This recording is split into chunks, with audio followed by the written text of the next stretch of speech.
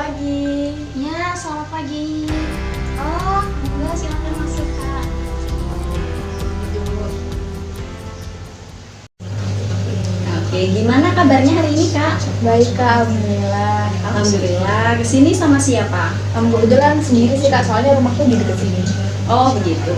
Jadi sebelumnya saya perkenalan dulu ya, Kak ya. Saya Asanuddin Husna, biasa dipanggil Kak Sanu, dan saya selaku konselor yang insya Allah dapat membantu kakaknya untuk menyelesaikan permasalahan kakaknya. Gitu.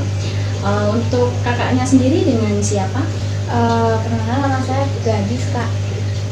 Oke, Kak Gadis. Saya panggilnya Kak Gadis atau ada nama panggilan lain? Gadis aja sih Kak. Oke. Kak Gadis, aktivitas sehari-hari sekarang ngapain aja? Kebetulan saya mahasiswi di Fakultas Kesehatan Masyarakat Universitas Jember sih Kak. Oh, kalau boleh tahu semester berapa Kak Gadis? Udah semester 7 sih Kak. Oh, sekarang mulai menyusun skripsi nih ya? Iya bener banget Kak. Wah, semangat ya Kak Gadis, semoga lancar penelitiannya. Iya, terima kasih Kak. Nah, sebelumnya Kak Gadis, apakah sudah pernah melakukan sesi konseling seperti ini sebelumnya? Belum pernah sih Kak. Oke, kalau begitu saya akan menjelaskan terkait konseling terlebih dahulu ya. Jadi konseling itu merupakan suatu proses yang terjadi antara dua orang yang berkomunikasi, yaitu satunya konselor, saya sendiri sebagai konselor, dan juga ada klien yaitu Kak Gadis. Nah, pada sesi konseling ini ada 3 asas yang perlu diketahui oleh klien. Asas yang pertama yaitu asas keterbukaan. Nah, pada asas ini diharapkannya nantinya Kak Gadis bisa secara terbuka mengatakan permasalahan Kak Gadis, menceritakan kepada saya gitu. Yang kedua yaitu asas kesukarelaan. Nah, pada hal ini Kak Gadis diharapkan dapat terbuka secara sukarela untuk menceritakan permasalahannya tanpa ada paksaan dari pihak manapun. Dan yang ketiga yakni asas kerahasiaan, yang mana asas kerahasiaan ini saya selaku konselor bertanggung jawab untuk merahasiakan permasalahan yang nantinya Kak Gadis akan ceritakan. Jadi Kak Gadis gak perlu khawatir untuk menceritakan permasalahan Kak Gadis ini secara leluasa karena saya akan menjamin kerahasiaannya Kak. Gitu. Nah, dari sini mungkin ada yang Kak Gadis ingin tanyakan atau belum paham? Sudah sih Kak, cukup paham. Oke, kalau begitu bisa langsung kita mulai saja ya sesi konselingnya. Baik Kak. Kak Gadis, apa sudah siap untuk menceritakan permasalahan Kak Gadis? Insya Allah saya siap Kak. Oke, jadi bagaimana nih Kak Gadis? Permasalahan apa yang membuat Kak Gadis sampai datang ke sini? Jadi gini sih Kak, sebenarnya saya lagi bingung karena lagi ada masalah sama hubungan saya sama pacar saya Kak. Bisa dijelaskan lebih rinci lagi permasalahan dengan pacarmu itu seperti bagaimana Kak? Jadi gini Kak, pacar aku tuh posesif banget Kak, dan dia tuh memaksa aku untuk menuruti apa kata dia. Kalau misalnya aku nggak nurutin kata-katanya dia tuh, dia bakal ngancem aku Kak, bakal ngancem untuk melakukan hal-hal yang berbahaya buat aku kayak gitu Kak. Jadi tuh aku sekarang jadi kepikiran gitu loh Kak, jadi nggak bisa konsentrasi sama kuliah aku, apalagi kan aku semester akhir ya Kak, jadi tuh nggak bisa, bener-bener nggak bisa konsentrasi. Terus aku juga nggak bergairah melakukan kegiatan lain, seperti halnya aku juga tidak menjaga kesehatan aku sih Kak, jadi sering sakit-sakitan gitu.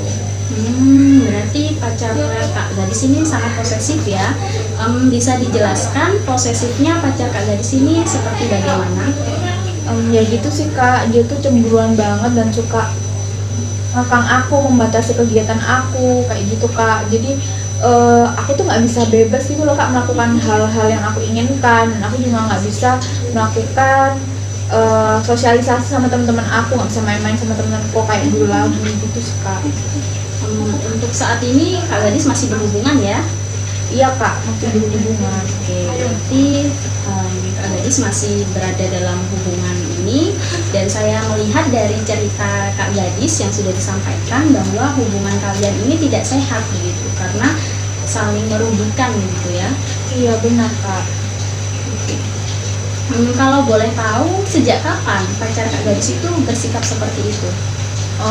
Sebenarnya sih pada awalnya tuh hubungan kita tuh baik-baik aja sih kak di tahun pertama, ya layaknya pacaran biasa sih kak, ya senang-senang gitu. Namun kan belakangan ini jadi berubah gitu loh kak, mengingat kan sekarang kan pandemi ya kak. Jadi apalagi aku sekarang semester akhir sibuk kuliah, jadi aku lebih fokus ke kuliah aku kan kak, otomatis. Nah jadi tuh ya udah makin jarang komunikasi, terus jarang ketemu juga kan karena pandemi gitu, ya dia berubah gitu loh kak tiba-tiba gitu, jadi gampang cemburu, gampang gak percaya sama aku lagi gitu. Apa ada hal lain lagi yang mau Kak Gadis sampaikan? Jadi gini sih kak, sebenarnya itu aku nggak pengen mengakhiri hubunganku, aku nggak pengen putus sama dia karena aku tuh sebenarnya percaya dia tuh bisa berubah gitu loh kak, apalagi aku masih sayang sama dia gitu. Nah, hal apa yang bisa meyakinkan Kak Gadis bahwa pacar Kak Gadis itu bisa berubah? Ya karena saya tahu dia tuh sebenarnya baik gitu kak, cuma dia tuh karena pas lagi marah itu nggak bisa ngontrol emosinya aja. Sebenarnya dia orang baik gitu loh kak.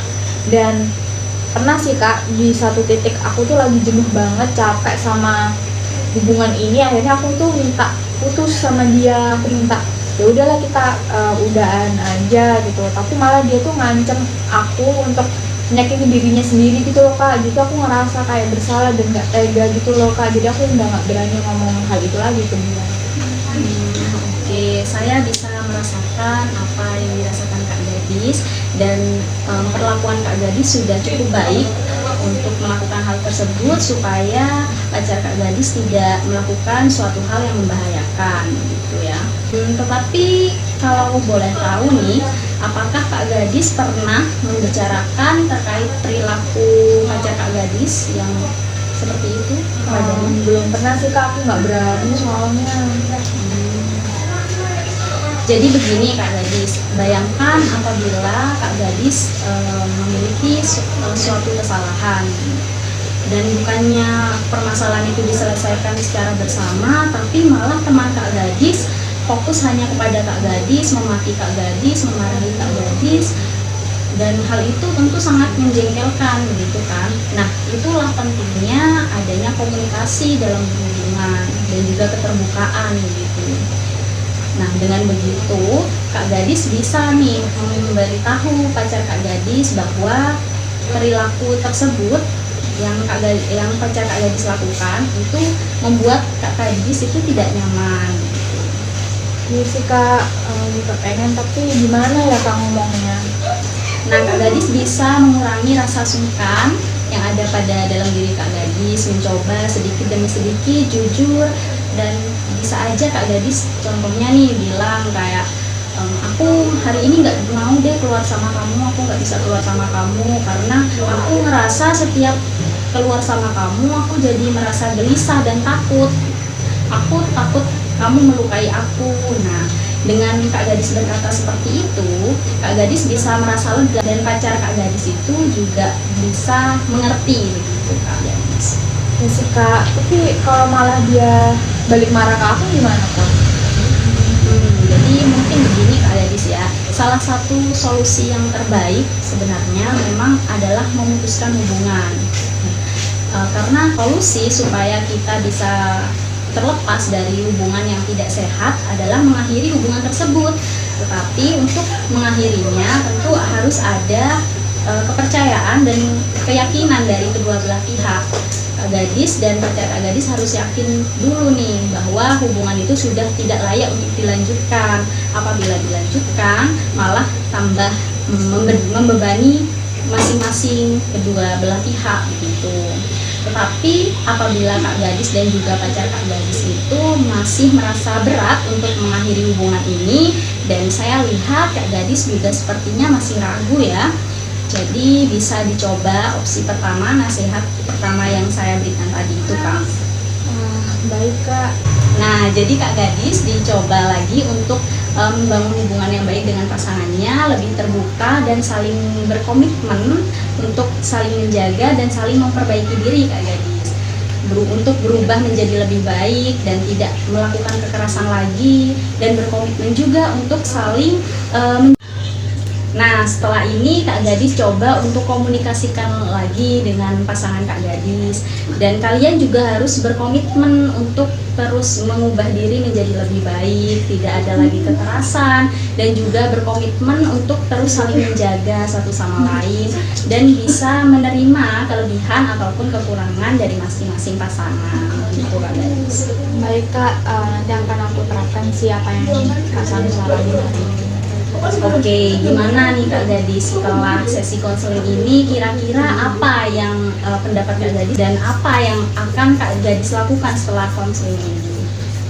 Iya Kak, jadi dari yang Kak Sanu sampaikan aku juga bisa nyimpulin sih bahwa sebenarnya komunikasi ini tuh penting dalam hubungan dan menjadi kunci dalam menjalin sebuah hubungan ya Kak. Terus keterbukaan itu sangat penting satu sama lain gitu. Juga kita harus berani untuk mengatakan hal-hal yang menjanggal ke pasangan kita, dan jujur satu sama lain itu dapat memperbaiki hubungan kita ke depannya. Seperti itu sih Kak. Nah, benar sekali Kak Gadis. Semoga pacar Kak Gadis bisa mengerti tentang hal ini ya, dan hubungan kalian juga bisa kembali menjadi pasangan yang sehat dan juga harmonis, dan dengan begitu Kak Gadis bisa lebih berkonsentrasi pada karirnya, penyusunan skripsi, kuliahnya, dan juga jangan lupa untuk menjaga kesehatan diri ya Kak Gadis. Pola makannya dijaga, jangan lupa juga aktivitas fisik, karena dengan beraktivitas fisik kita juga bisa terhindar dari stres, dan saya yakin Kak Gadis lebih paham tentang itu karena mengingat Kak Gadis merupakan mahasiswi kesehatan masyarakat. Iya, terima kasih sih Kak atas sarannya. Dan emang bener sih Kak, aku juga jarang jaga kesehatan karena ya aku kepikiran masalah ini terus gitu loh Kak. Jadi ya aku juga makan gak teratur gitu, jadi emang aku sering kambuh dan sering sakit-sakitan gitu Kak. Nah itu Kak Gadis harus tetap memprioritaskan diri sendiri, jaga diri dan juga jaga hati. Dengan begitu Kak Gadis bisa bersemangat lagi untuk beraktivitas lebih produktif lagi ke depannya. Ya terima kasih ya Kak, aku udah ngerasa lega banget bisa cerita sama Kak Sanu. Iya, sama-sama Kak Gadis. Saya juga senang menjadi teman sharing Kak Gadis. Dan nantinya apabila ada yang ingin diceritakan lagi, tinggal hubungi aja ya Kak Gadis. Ya baik Kak, terima kasih banyak ya Kak Sanu. Iya, untuk sesi konseling hari ini bisa kita tutup ya. Ya terima kasih. Saya izin pamit ya Kak. Ya, hati-hati ya Kak Gadis.